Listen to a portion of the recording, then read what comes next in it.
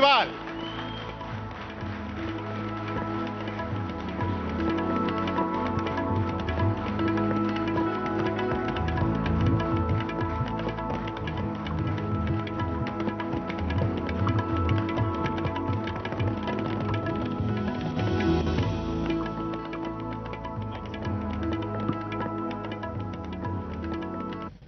इस मंच पर पिछली बार जब मैं आया था जी जी, आपने मुझे हनुमान चालीसा गाने को बोला था। इस बार नहीं।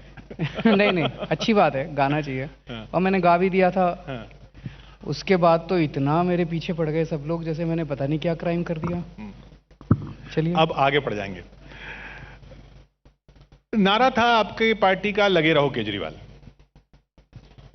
आप अभी भी लगे हुए हैं। ये कब तक लगे रहेंगे, जब तक प्रधानमंत्री न बन जाए? नहीं नहीं नहीं, नहीं।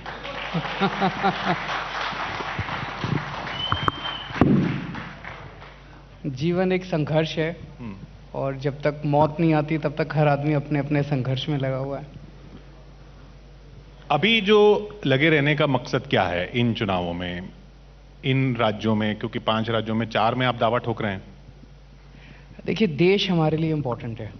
हम लोग एक आंदोलन से निकले हुए हैं। दिल्ली में दिल्ली की जनता ने हमें एक मौका दिया और दिल्ली में हम लोगों ने अभूतपूर्व काम करके दिखाया जो कभी नहीं हुआ। सरकारी स्कूल अच्छे हो गए, सरकारी अस्पताल अच्छे हो गए, बिजली मुफ्त हो गई, बिजली 24 घंटे, काफ़ी काम किए। अब अलग अलग राज्यों में जा रहे हैं, पूरे देश के अंदर अब लोग चाहते हैं ऐसा ही काम हो। तो या तो मौजूदा पार्टियां ऐसा काम कर देंगी या फिर लोग पार्टियां बदलेंगे। तो हमारा तो मकसद है जनता के बीच में जा जा के जनता को बताना कि दिल्ली में ऐसा काम हुआ। जनता कहती है हमारे यहाँ भी होना चाहिए। जहाँ जनता मौका देगी, हम हर जगह यही कह रहे हैं, एक मौका हमें दे के देखो। जहाँ जनता मौका देगी वहाँ दिल्ली जैसा काम करेंगे। आपने हनुमान चालीसा की बात की। न सिर्फ हनुमान चालीसा, फिर गणेश चतुर्थी पे, फिर दिवाली पे लक्ष्मी पूजा पिछली बार, इस बार राम मंदिर का ढांचा। तो लोग कह रहे हैं फिर आप भी तो धर्म के नाम पर ही कर रहे हैं ना। अब जब चुनाव आते हैं हम धर्म के नाम पर ही लोगों के पास जा रहे हैं। हम तो 5 साल करते हैं, चुनाव के पहले नहीं करते। आप चुनावी हिंदू नहीं है ना, हम 5 साल 5 साल करते हैं। और एक बड़ी अच्छी हमारी अभी योजना है, आई है, अभी नहीं 3-4 साल से चल रही है, कोविड में थोड़ा रुक गया था। मुख्यमंत्री तीर्थ यात्रा योजना। उसमें हम लोगों को, बुजुर्गों को, दिल्ली के बुजुर्गों को तीर्थ यात्रा कराने ले जाते हैं। द्वारका जी, रामेश्वरम, शिरडी, पुरी, हरिद्वार, ऋषिकेश, मथुरा, वृंदावन, अजमेर शरीफ, इन सब जगहों पे ले जाते हैं तीर्थ यात्रा कराने के लिए। तो वो तो चलती रहती है। 36,000 लोगों को दिल्ली में तीर्थ यात्रा करा चुके हैं और अभी अयोध्या जी भी उसमें ऐड किया है। तो परसों शाम को 3 बजे या 4 बजे अयोध्या के लिए पहली ट्रेन जा रही है। तो बहुत अच्छा लगता है जब सब बुजुर्ग अपनी तीर्थ यात्रा करके वापस आते हैं और मैं उनसे मिलता हूँ। इतना आशीर्वाद देते हैं वो लोग, इतना आशीर्वाद देते हैं। उनकी दुआओं का ही कमाल है कि हम जैसे छोटे लोग भी आज इतनी बड़ी जिम्मेदारी। आप गोवा में भी यही बोल रहे हैं कि, पंजाब में भी बोल रहे हैं करतारपुर साहिब की यात्रा। हाँ, आप गोवा में भी यही बोल रहे हैं कि हर जगह जाना चाहिए ना। जैसे जब मैं अयोध्या भी गया था, अयोध्या जी के दर्शन करने, रामचंद्र जी के, वहाँ से बाहर निकला जब मंदिर से, एक मन में भाव आया कि हे भगवान, मुझे इतनी शक्ति देना कि भारत के एक एक व्यक्ति को मैं अयोध्या जी के दर्शन करा सकूं। तो सबको होना चाहिए, सबको दर्शन कराने चाहिए। कुछ लोग हैं जिनको भगवान ने दिया हुआ है, वो हवाई जहाज से, ट्रेन से चले जाते हैं। कई लोग हैं जिनको भगवान ने नहीं दिया, उनको फिर हम करा देते हैं। तो आप जैसे पंजाब में कह रहे हैं कि लड़ाई असली केजरीवाल और नकली केजरीवाल की है, क्योंकि आप कह रहे हैं कि वहां पर जो दूसरी पार्टियां हैं वो भी वही चीजें दे रही हैं जो आप दे रहे हैं। यहां पर भी तो आप वही कर रहे हैं ना जो बीजेपी कर रही है। भाई अयोध्या, ये सारे मुद्दे, ये तो बीजेपी के थे। अयोध्या, अब बीजेपी ने कभी भी आज तक तीर्थ यात्रा नहीं कराई। बीजेपी ने लड़ाइयाँ कराई हैं, बीजेपी ने दंगे कराए हैं। हम लोगों को आध्यात्म के साथ जोड़ रहे हैं। हम कभी नहीं कहते कि इस धर्म के लोग उस धर्म के साथ लड़ो। नहीं, बीजेपी भी कहती है ना, अच्छी बात है आप सब लोग राम की पूजा कर रहे हैं, अच्छी बात है आप सब लोग मंदिर जा रहे हैं। तीर्थ यात्रा लेके जाओ, धर्म का काम करो थोड़ा सा, पुण्य का काम करो थोड़ा सा। हम कभी भी लोगों को धर्म के नाम पे लड़ाते नहीं हैं, हम कभी भी लिंचिंग नहीं कराते, हम कभी भी नफरत की राजनीति नहीं करते, हम प्यार और मोहब्बत की राजनीति करते हैं। जब आदमी भगवान के पास जाता है तो अपने आप को सरेंडर करता है, आदमी का अहंकार खत्म होता है, आदमी के अंदर अच्छी भावनाएं आती हैं, हम वो जगाते हैं लोगों की, हम लड़ाई झगड़े नहीं कराते। पर ये सरकारों को आपके नजरिए में धर्म के मुद्दों में क्यों जाना चाहिए? आध्यात्म है, एक आम आदमी की जिंदगी के जो भी मुद्दे हैं, आम आदमी पार्टी उन सारे मुद्दों को टच करती है। आपको बिजली चाहिए, हम बिजली देते हैं, आपको पानी चाहिए, हम पानी देते हैं, आपके बच्चों को शिक्षा चाहिए, हम अच्छे स्कूल बनवाते हैं आपके लिए, आपके बच्चों को अस्पताल चाहिए परिवार को, हम वो करते हैं। आपकी आध्यात्मिक ज़रूरत भी है, हम वो भी पूरी करते हैं। क्योंकि ये बहस चली हुई ना, हिंदुत्व, कांग्रेस का कहना कि हिंदू धर्म अलग है, हिंदुत्व अलग है, बीजेपी का कहना हिंदुत्व और हिंदू धर्म एक ही है। आप किस तरफ खड़े हैं इसमें? मैं इनकी डेफिनेशंस को समझता नहीं हूँ, ये थोड़े ज़्यादा पढ़े लिखे लोग हैं। मेरे हिसाब से अच्छे काम करना, इंसान का इंसान से मोहब्बत करना और निस्वार्थ भाव से ये जीवन जीना, हमारे लिए यही हिंदुत्व है, यही हिंदू धर्म सिखाता है। रामायण के अंदर भगवान राम का जो संदेश है, भगवान राम का जो जीवन है, उससे जो सीख मिलती है, यही हिंदू धर्म है बस, और इससे परे कुछ नहीं है। तो हिंदुत्व का राजनीति में होना भी, उससे भी आपको कोई परहेज नहीं है? मतलब मुझे नहीं पता, लेकिन ये जो जिस किस्म की ये राजनीति करते हैं, लड़ाते हैं एक दूसरे से, इसको उससे लड़ाते हैं, वो भी हिंदुत्व की बात करें कि ये विचारधारा पता नहीं है। क्या बात करते हैं वो, मैं उनकी डेफिनेशंस में नहीं जा रहा, लेकिन अंत पंत में जो कुछ वो करते हैं वो देश के लिए अच्छा नहीं है, वो देश को बांटता है। मतलब वो करें तो देश के लिए अच्छा नहीं है। मैंने कब लोगों को लड़ाया? मैं तो कभी लोगों को, आप अगर मंदिर जाएं, आप अगर वो भी जाएं, मैंने कभी उनको रोका नहीं। लड़ाएं ना देश, लोगों को नफरत ना करवाएं एक दूसरे से, एक दूसरे 130 करोड़ लोग जब एकजुट होके काम करेंगे ना, देश को, भारत को दुनिया में कोई नहीं रोक सकता महाशक्ति होने से, बड़ी शक्ति होने से। लेकिन अगर हम आपस में ही लड़ेंगे, हिंदू मुसलमान से लड़ रहा है, मुसलमान क्रिश्चियन से लड़ रहा है, क्रिश्चियन सिख से लड़ रहा है, ये अच्छी चीज़ नहीं है, ये हिंदुत्व नहीं है, ये गलत है।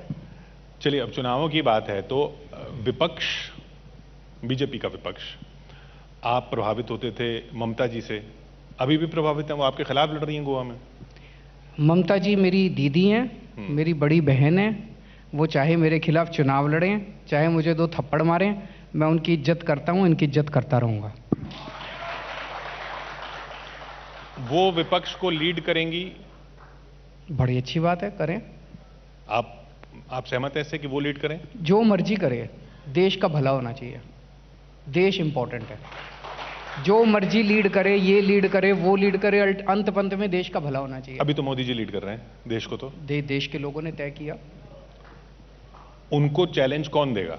क्या ममता जी दे सकेंगी चैलेंज, या देना चाहिए? इंडिविजुअल्स इंपॉर्टेंट नहीं है, या ममता जी के नेतृत्व में विपक्ष? मोदी जी इंपॉर्टेंट नहीं है, ममता जी इंपॉर्टेंट नहीं है, राहुल जी इंपॉर्टेंट नहीं है, अरविंद केजरीवाल भी इंपॉर्टेंट नहीं है, देश इंपॉर्टेंट है। लोग जिस दिन तय करेंगे कि इसको जिम्मेदारी देनी है, लोग उसको जिम्मेदारी देंगे। लोग तय करेंगे इसको जिम्मेदारी देनी है, लोग उसको जिम्मेदारी देंगे। सब लोग मिलके ये देखो कि देश को कैसे आगे बढ़ाना है।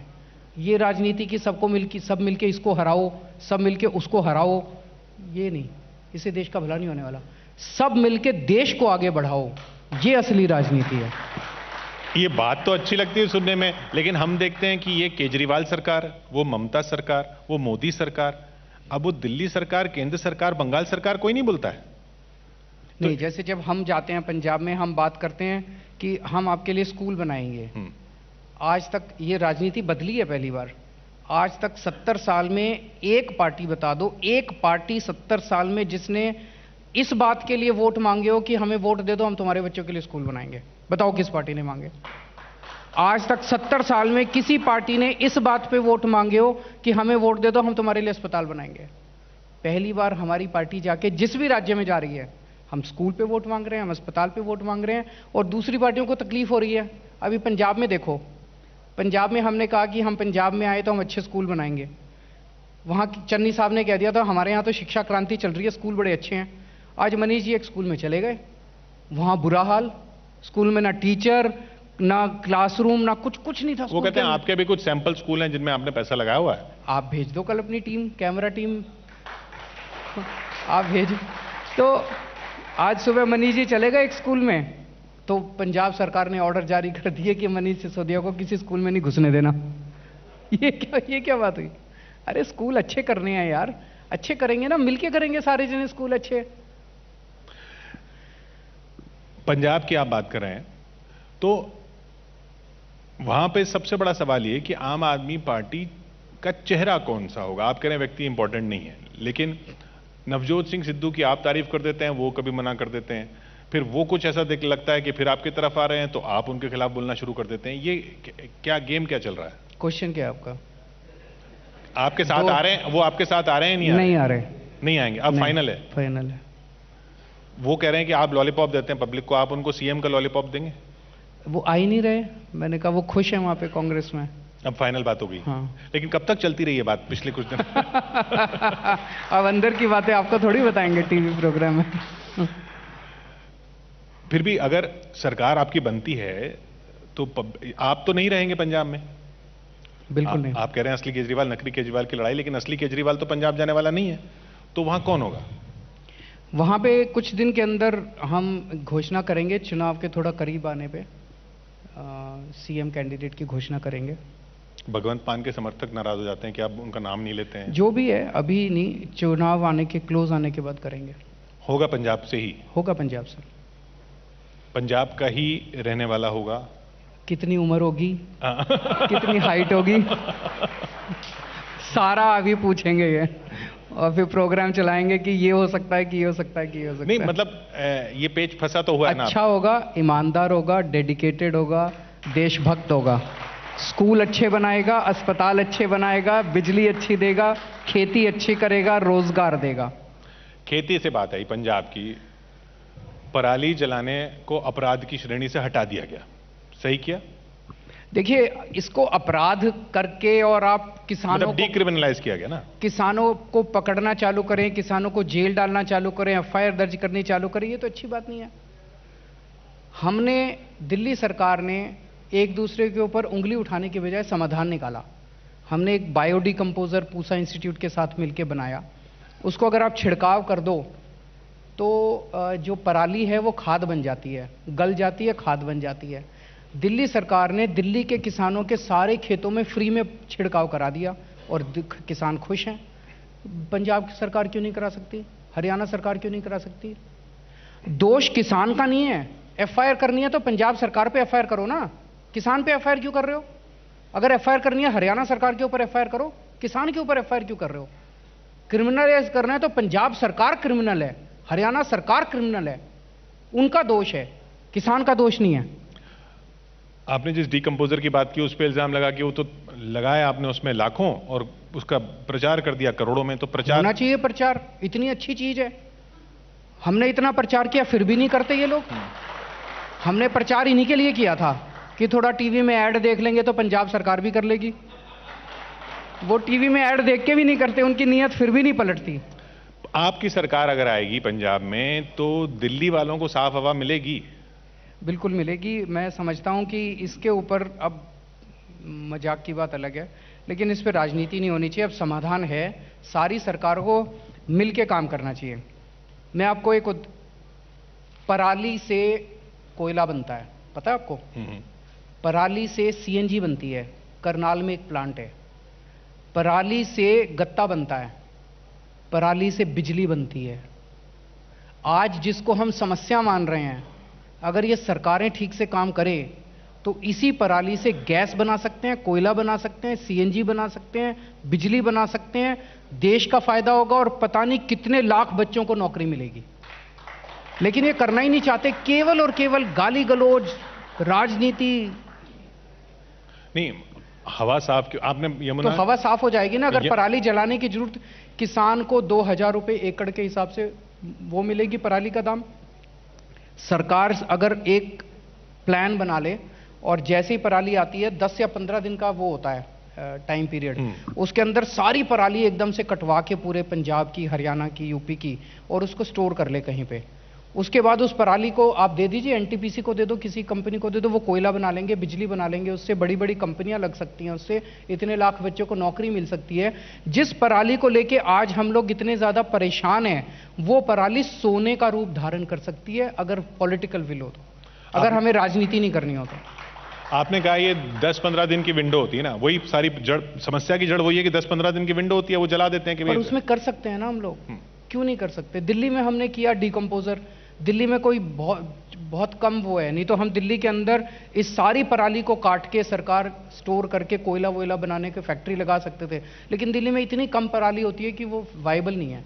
नहीं तो ये विंडो इसलिए है छोटी क्योंकि किसान उसी चक्कर में फंसा हुआ है, धान गेहूं धान गेहूं धान गेहूं, और वो इसलिए क्योंकि एमएसपी है। उसी धान गेहूं के साइकिल की वजह से ग्राउंड वाटर भी पंजाब में कम हो रहा है। क्या आप डाइवर्सिफाई करने की जरूरत है। तो क्या आपकी पंजाब में सरकार इस बात पे जोर देगी कि धान गेहूं के चक्कर से किसान निकले? इसका समाधान ये है कि अभी एमएसपी कागजों में तो 23 की 23 फसलों पे इशू नोटिफिकेशन जारी किया जाता है, लेकिन सरकार जो है केवल 2 फसलें उठाती है। एमएसपी का मतलब क्या है, एक आम लोगों के लिए मैं समझा दूं कि सरकार कहती है कि मार्केट में ये फसल इस दाम से कम पे नहीं बिकेगी, अगर इस दाम से कम पे बिके तो सरकार उठा लेगी। तो सरकार जो उठाती है वो केवल गेहूं और धान उठाती है, बाकी फसलें नहीं उठाती। कागजों में उतनी मक्की उतनी रह जाती है, लेकिन मार्केट में बिकती उससे कम है। अगर सरकार ये कह दे कि हम 23 की 23 फसलें एमएसपी पे उठाएंगे, अगर आपकी नहीं बिकती तो आप देखो सारे किसान डाइवर्सिफाई कर लेंगे। सरकार 2 फसलें उठाती है एमएसपी पे, इसलिए डाइवर्सिफिकेशन नहीं हो रहा। उसका तर्क वो देते ना कि भाई इतने सारे इकोनॉमिस्ट ने भी बताया कि एमएसपी अगर सारे को देने लग गए तो इतना तो खजाना नहीं है अभी सरकार के है। मैंने अमित शाह जी का स्टेटमेंट सुना था, 18 लाख करोड़ रुपए चाहिए इसके लिए, पूरे देश में 23 फसलों पे एमएसपी देने के लिए। तो मान लीजिए कि 18 लाख करोड़ का एक पूल बनाया जाता है, कहीं से कॉर्पस बनाया जाता है। इस बार फसल होगी, 18 लाख करोड़ रुपए देके सरकार ने वो फसल खरीद ली, सरकार के गोडाउन्स में आ गई। उसके बाद सरकार वो फसल बेचेगी, बेचने से वो 18 लाख करोड़ रुपए वापस आएगा। तो किसी साल में 18 लाख करोड़ से थोड़ा कम आएगा, किसी साल में थोड़ा सा ज्यादा आएगा। ओवर अ 10 ईयर पीरियड ये बराबर हो जाएगा, नो प्रॉफिट नो लॉस के ऊपर ये बराबर हो जाएगा। तो सरकार को ना प्रॉफिट होना ना लॉस होना। 18 लाख करोड़ रुपए का एक कॉर्पस चाहिए। कॉर्पस आप बैंक से भी ले सकते हो, लोन भी ले सकते हो, नीयत चाहिए, नीयत नहीं है। किसानों की बात चल रही है, मोदी जी ने बिल भी वापस ले लिए, सब कुछ हो गया। अब दिल्ली की जनता ये पूछ रही है कि भाई हमारे लिए सड़कें कब खाली होंगी? आप किसानों से अपील क्यों नहीं करते कि अब चले जाएं, आप तो मांगे मान ली? मेरे ख्याल से उनकी चल रही है, कुछ मुद्दों के ऊपर सरकार से बातचीत तभी चल रही है। उनके कुछ पर उनको हट जाना चाहिए जब मांगे मान ली गई तो। कुछ मुद्दे बचे हैं उनके कि एमएसपी के ऊपर वो कमेटी चाहते हैं, पुराने केसेस जितने हुए पहले तो एक ही मुद्दा था कि कानून वापस लो, वो तो हो गया। ये किसानों के और केंद्र सरकार के बीच की बात है। हम अपनी तरफ से किसानों के साथ हैं, जो निर्णय किसान लेंगे हम उस निर्णय का समर्थन करेंगे। पंजाब के चुनाव हैं इसलिए आप किसानों के साथ हैं, दिल्ली के लोग परेशान हो रहे हैं। जिंदगी भर मैं किसानों के साथ हूं, मुझे चुनावों से कोई लेना देना नहीं है। इस देश को किसान बनाता है। आज मैं भी यहां बैठा हूं और आप भी यहां बैठे हैं, हम जीवित हैं क्योंकि किसान हमारे लिए फसल उगाता है। हम हमेशा किसानों के साथ हैं, जो निर्णय किसान लेंगे हम किसानों के साथ हैं। यूपी समाजवादी पार्टी से अलायंस करने वाले हैं आप? अभी ऐसा कुछ डिसाइडेड नहीं है, कुछ डिसाइड होगा। फोटो आ गई, फोटो खींच गई संजय सिंह जी से। फोटो खिंचाना तो अपराध नहीं है यार, अब आपके साथ फोटो खींच ली तो कहेंगे चैनल ज्वाइन कर लिया, अलायंस हो गया। बढ़ते कदम। नहीं, कुछ भी होगा तो सबसे पहले किशोर रजवानी को बताएंगे। होगा, लेकिन अगर होता है, कुछ भी होता है, जब भी होता है आपको बताएंगे। होना चाहिए। आप बताइए। आप चुनाव में आप जा रहे हैं, जो यूपी की जनता चाहेगी वही होगा। यूपी की जनता जो चाह रही है वो आपने कुछ सेंस तो किया होगा ना? तो जब भी होगा, जो भी होगा, जैसे होगा आपको बताएंगे। आपका सेंस अभी यूपी के चुनाव में क्या कहता है? देखिए, अंत पंत में तो जनता मालिक है। तो जनता जो भी निर्णय लेगी, जिसको भी मौका देगी, वही सरकार चलाएगा। पर मुझे लगता है कि शायद मौजूदा सरकार जो है उत्तर प्रदेश में माहौल काफ़ी ज़्यादा उनके खिलाफ है। मतलब वो वापस नहीं आएंगे आपकी नज़र में? ऐसा लगता है। तो फिर उनकी जगह कौन आएंगे? दूसरे आएंगे, उनके विपक्षी अखिलेश यादव। तो अब जब आपको लग ही रहा है कि अखिलेश यादव आने वाले हैं, अखिलेश यादव के साथ आप जुड़ना चाहेंगे क्योंकि वो तो आने वाले हैं? आप करा दीजिए।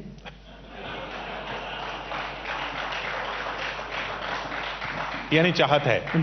मैंने आपको बताया, आप बार बार पीछे पड़े हो। हाँ। तो मैंने आपको बताया अगर कुछ होता है, जब भी होता है, जैसा भी होता है, आपको बताएंगे। चलिए, अच्छा, ममता जी की हमने बात की, अखिलेश जी की बात की, आपके साथ भी रहे हैं जनाब पीके, प्रशांत किशोर।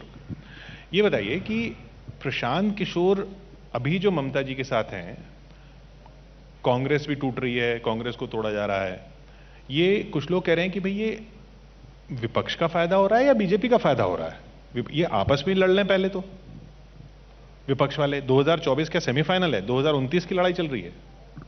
क्वेश्चन क्या है?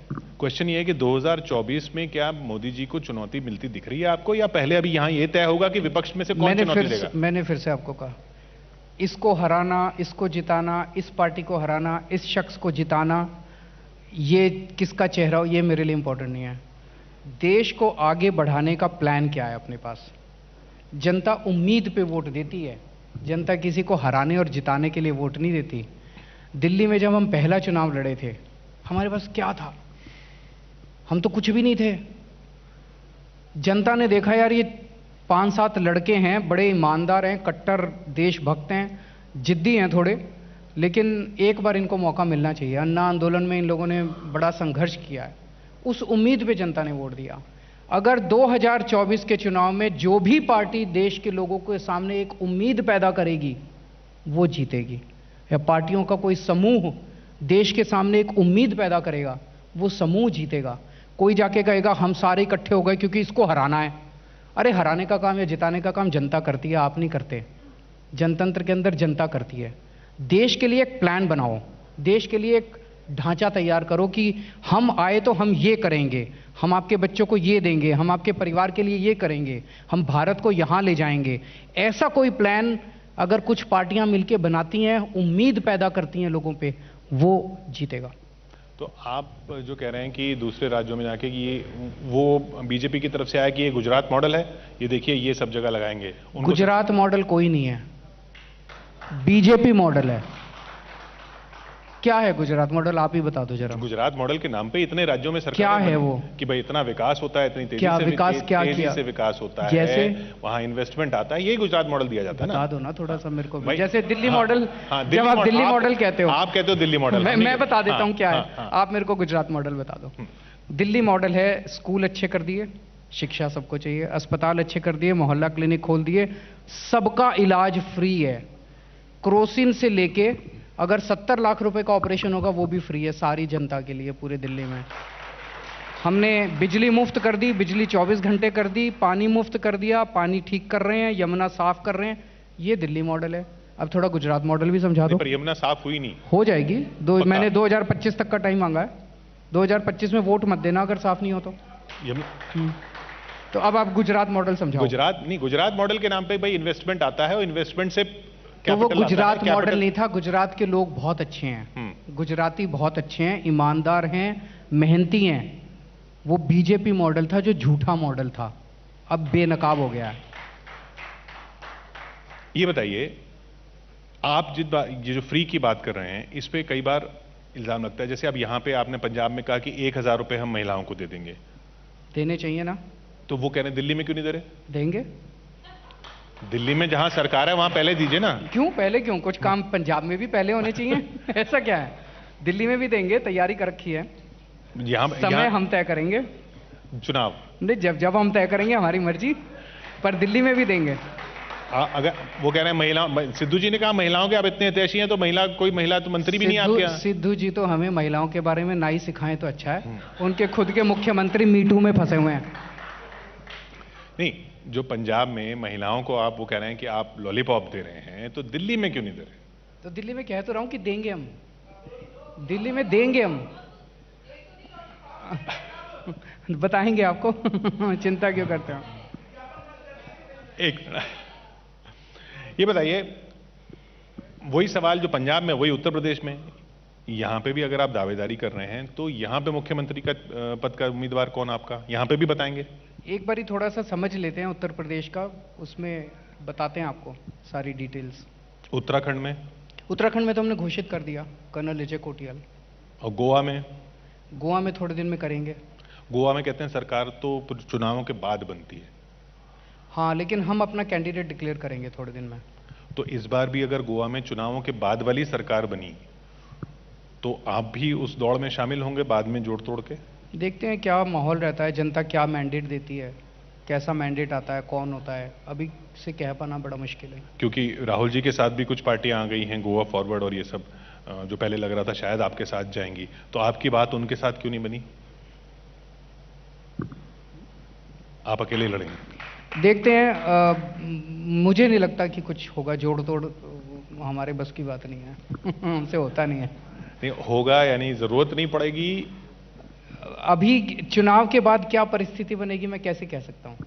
चुनाव के बाद जो भी परिस्थिति बनेगी, जनता जो भी मैंडेट देगी, उस मैंडेट के हिसाब से आगे की कार्रवाई होगी। विपक्ष की माहौल की बात करें, विपक्ष के आप एक बहुत अहम किरदार इसलिए माने जाते हैं क्योंकि आपने बीजेपी को दिल्ली में चुनौती दी, और इस वक्त जो भी बीजेपी को कहीं पर भी चुनौती देता है उसको जनता, विपक्ष के जो समर्थक हैं वो इस नज़र से देखते हैं कि ये ऐसा क्या कर रहे हैं कि बीजेपी को चुनौती दे पा रहे हैं, क्योंकि बीजेपी जिस तरीके से स्टीम रोल करती चली गई। आपकी नज़र में ऐसा क्या है? आपके पास अगर दिल्ली की बात करें तो लोकसभा तो सीटें 7 ही बनती हैं, बाकी जैसे ममता जी के पास 42 का एरिया है, बाकी लोगों के पास है, तो आपके पास ऐसा क्या फॉर्मूला है जो विपक्ष को सीखना चाहिए? मैंने जैसे कहा, हर चुनाव उम्मीद पे लड़ा जाता है। अगर जनता को उम्मीद हो कि इनको वोट देने से मेरी जिंदगी थोड़ी सी बेहतर होगी तो जनता उसको वोट देती है। पहला चुनाव, मैं आपको उदाहरण, पहला चुनाव 2013 में लड़ा जब हमारी 28 सीट आई थी। उस टाइम जनता ने अन्ना आंदोलन देखा था। 49 दिन की सरकार बनी। 49 दिन में दिल्ली से भ्रष्टाचार खत्म कर दिया था, बिजली के रेट आधे कर दिए थे, पानी मुफ्त कर दिया था। ये 3 चीजें करी थी हमने। उस बेसिस पे जनता ने हमें 67 सीट दे दी।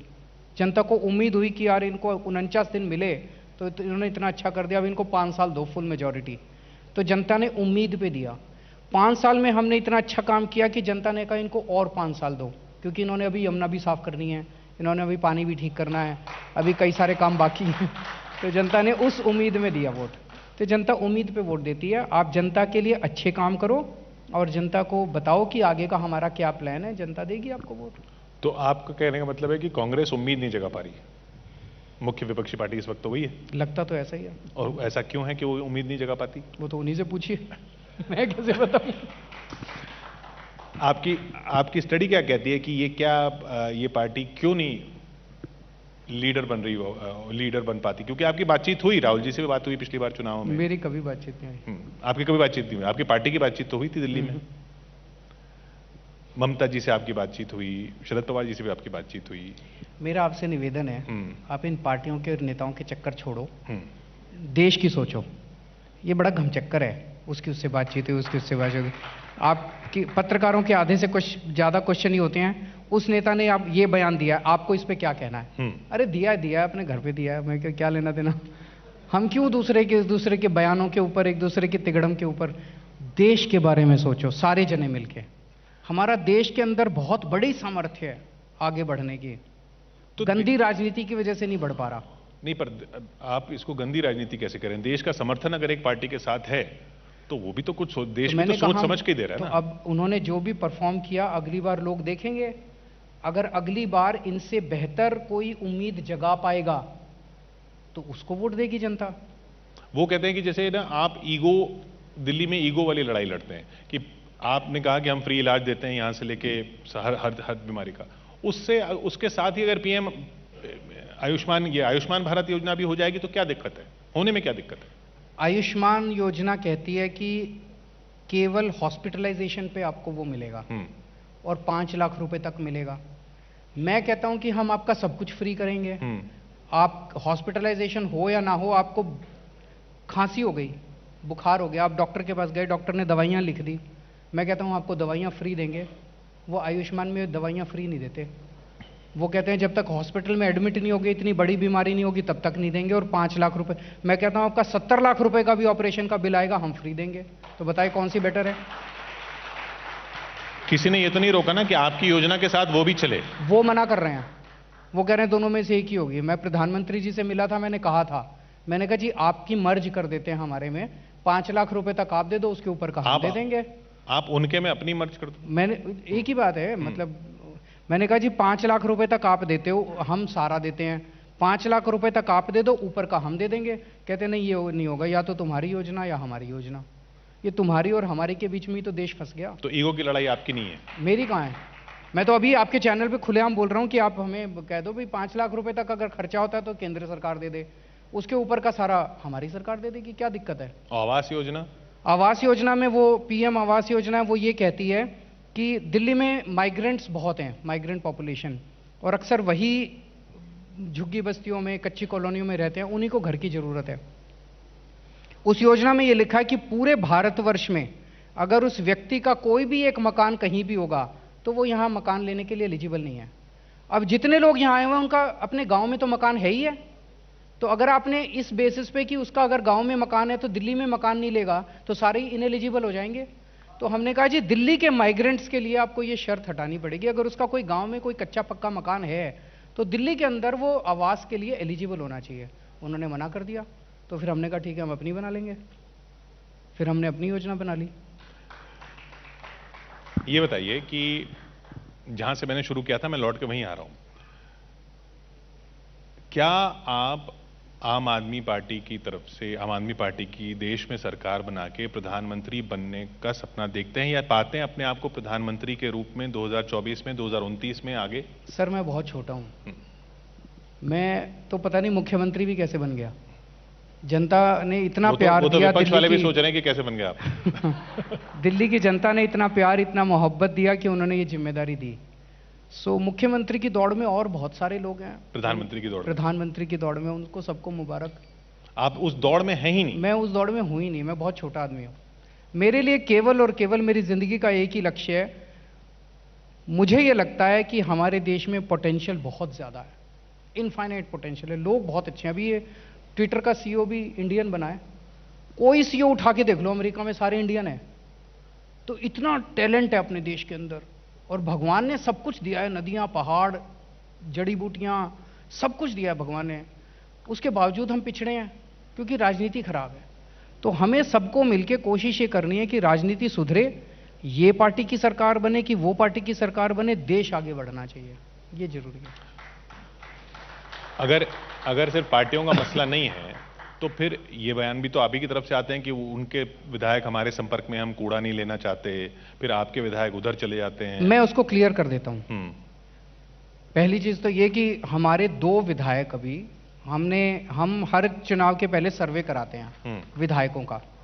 जिस विधायक ने अच्छा काम नहीं किया और जिस विधायक से नाराजगी होती है लोगों को, उसको टिकट रिपीट नहीं करते हम। तो पंजाब में हमने इन 2 विधायकों की टिकटें काटी, जब हमने इनकी टिकटें काटी तो ये कांग्रेस में चले गए। कांग्रेस वाले सेलिब्रेट कर रहे हैं, केजरीवाल के 2 विधायक आ गए, केजरीवाल के 2 विधायक आ गए। अरे तुम्हारा तो मुख्यमंत्री चला गया, तुम हमारे विधायकों के पीछे पड़े रह गए, तुम्हारा मुख्यमंत्री चला गया और अब तुम्हारा पार्टी अध्यक्ष जाने को तैयार बैठा है, और तुम्हारा पूर्व पार्टी अध्यक्ष वो भी तैयार बैठा है पार्टी छोड़ने को। अपनी पार्टी तो संभाल लो, पार्टी तो संभलती नहीं है। इस वक्त पंजाब के लोग नफरत करने लगे हैं पुरानी पार्टियों से और पुराने नेताओं से। They want a fresh party, they want fresh faces. उनको फ्रेश नेता चाहिए, फ्रेश पार्टी चाहिए, एक नई उम्मीद चाहिए पंजाब के लोगों को। वो ये पुराने इस पार्टी का ले लो, उस पार्टी का ले लो, 4 इधर से ले लो, पंजाब ये नहीं चाहता। पंजाब चाहता है यंग लड़के लड़कियां आए, नया सपना लेके आए, नया पंजाब बने।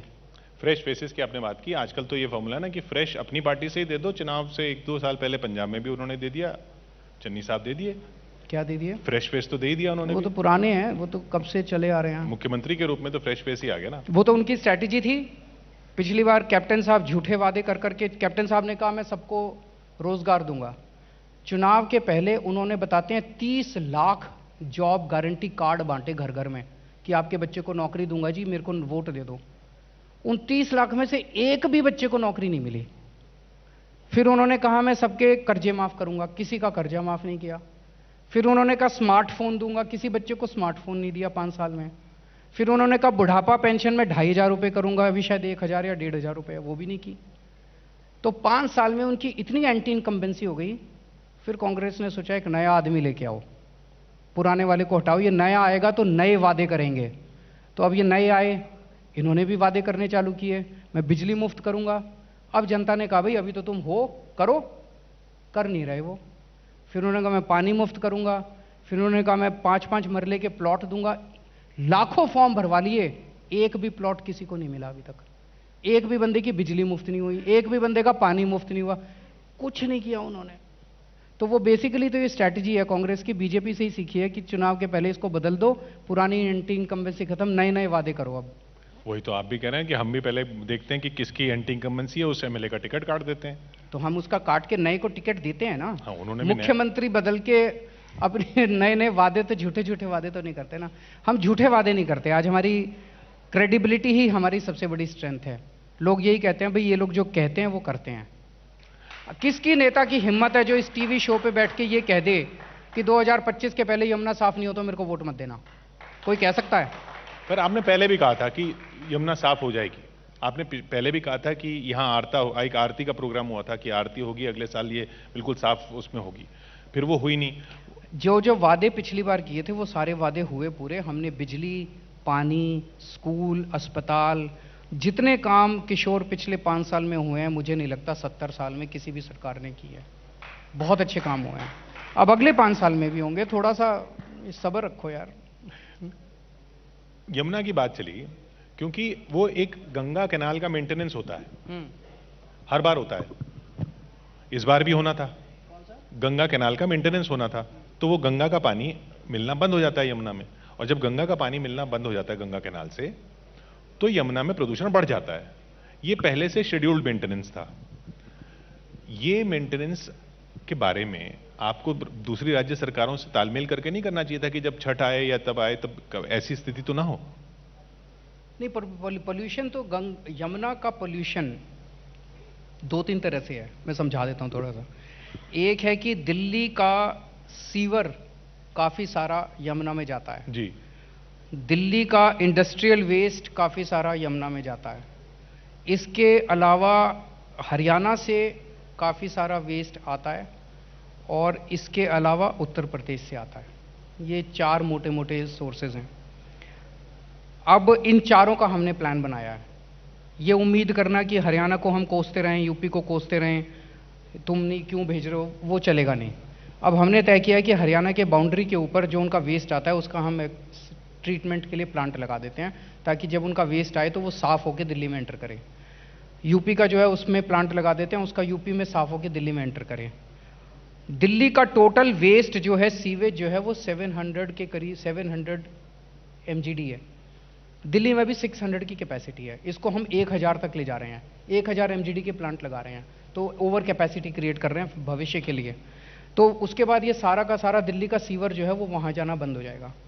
जो कॉमन एफ्लुएंट ट्रीटमेंट प्लांट्स हैं इंडस्ट्रियल एरियाज के अंदर, उसमें प्रॉब्लम्स चल रही हैं, उनको सबको ठीक कराने के मैंने ऑर्डर दे दिए हैं, एक वो टाइमलाइंस के साथ। वो सारे ठीक हो जाएंगे तो इंडस्ट्रियल वेस्ट भी उसके अंदर जाना बंद हो जाएगा। उसके बाद जितने दिल्ली के 5 बड़े नाले हैं, Shahdara drain, supplementary drain, Barapullah drain, ये नजफगढ़ ड्रेन, 5 बड़े बड़े नाले हैं। ये सारे दिल्ली के अंदर से जब निकलते हैं तो अच्छा नहीं लगता। दिल्ली के अंदर से इतने बड़े बड़े नाले निकलते हैं, अच्छा नहीं लगता, मच्छर मक्खी। इन सारे नालों को हम एक स्पेशल टेक्नोलॉजी से इन सीटू ट्रीटमेंट करा के ये सारे नाले फ्रेश होंगे। जब आपके घर के सामने से जो आज गंदा नाला बह रहा है, इसमें से साफ पानी बहेगा, और इसका दोनों तरफ से डेवलपमेंट भी करेंगे, साफ करेंगे इन सारे नालों को। इसके बाद यमुना में गंदा पानी मिलना बंद हो जाएगा। ये हमारा पूरा प्लान है। हाँ, ये तो आगे का सफाई का प्लान हुआ। मेरा सिर्फ एक सवाल इसलिए था क्योंकि जो मेंटेनेंस, जब गंगा कैनाल, अभी तो जैसी भी गंगा है, यमुना है, उसमें जब गंगा का पानी मिलता है तो थोड़ा प्रदूषण कम लगता है क्योंकि गंगा का साफ पानी आता है। उसका जब मेंटेनेंस हो रहा था वो आपका तालमेल नहीं रहता ना हरियाणा सरकार से, ना यूपी सरकार से। ऐसा नहीं है, मुझे समझ नहीं आ रहा कि आप एग्जैक्टली कि वो मतलब ये पता था उस टाइम मेंटेनेंस होनी है, जब छठ आएगी तब गंगा का पानी मिलना बंद हो जाएगा, इसकी पोल्यूशन ज्यादा हो जाएगी। ये प्लानिंग पहले होनी चाहिए थी ना। मतलब आप ये कह रहे हो कि हमने छठ के दौरान यमुना में क्यों नहीं अलाउ किया वो छठ का सेलिब्रेशन? नहीं, मैं ये कह रहा हूं कि जब छठ आने वाली थी तब गंगा का पानी बंद हो गया था आना। ये यूपी गवर्नमेंट से बात करके सेटल क्यों नहीं किया गया? क्योंकि यहाँ पे छठ आने वाली है। मैं बात करता हूँ क्या एग्जैक्टली कुछ तालमेल, क्योंकि बीजेपी की सरकारें हैं इसलिए झगड़ा चलता है। देखिए, लोगों की नजर में होता है कि वहां बीजेपी के, यहाँ दिल्ली के, ये झगड़ा हमारे पानी हम दोनों आम आदमी पार्टी की बनवा दो ना, झगड़ा ही खत्म हो जाएगा। यूपी में बनवाने के लिए तो अभी आपको टाइम लगेगा। आप खुद ही कह रहे हैं कि नहीं बनेगी। ठीक है, यूपी में आप खुद ही मान रहे हैं कि अभी सरकार बनाने की स्थिति में नहीं आएंगे। उत्तराखंड में आ जाएंगे? उत्तराखंड में भी कोशिश जारी है, पंजाब में भी कोशिश जारी है, गोवा में भी कोशिश जारी है, उत्तर प्रदेश में भी कोशिश जारी है। जनता को तय करना है कि कहां हमें मौका देंगे। लेकिन आपको कहीं लग रहा है कि आप सरकार बनाने की स्थिति में होंगे? क्योंकि जनता तय करेगी, जनता के उस पर छोड़ दीजिए। नहीं, पहले let the people decide. Delhi में तो आप सीटें तक बता देते थे। नहीं, जनता को डिसाइड करने दीजिए। और जनता का मूड अभी आपने भांपा नहीं है या भांप लिया इसलिए ऐसा कह रहे हैं? जनता को तय करने दीजिए। केजरीवाल जी, ये नई राजनीति पुरानी राजनीति से क्यों लगने लगी है अब आप फिर वही कि जनता को डिसाइड करने दीजिए? और आपको जनता पे विश्वास क्यों नहीं है? आप इसको पुरानी राजनीति, नई राजनीति, democracy by the people, for the people, of the people, not by the politicians, of the politicians, for the, not by the parties, of the parties. Unfortunately हमारी सब पॉलिटिकल डिस्कोर्स में हम केवल नेताओं और पार्टियों की बात करते हैं, जनता की बात ही नहीं करते। जबकि जनता सुप्रीम होती है और जनता बड़े बड़े नेताओं को मजा चखा चुकी है, बड़ी बड़ी पार्टियों को मजा चखा चुकी है। जनता पे भरोसा कीजिए, आपकी राजनीति सक्सेसफुल हो जाएगी। इसी नोट पर बहुत बहुत शुक्रिया आपका केजरीवाल जी हमारे साथ जुड़ने के लिए। अरविंद केजरीवाल, मुख्यमंत्री दिल्ली, न्यूज़ 18 इंडिया चौपाल में।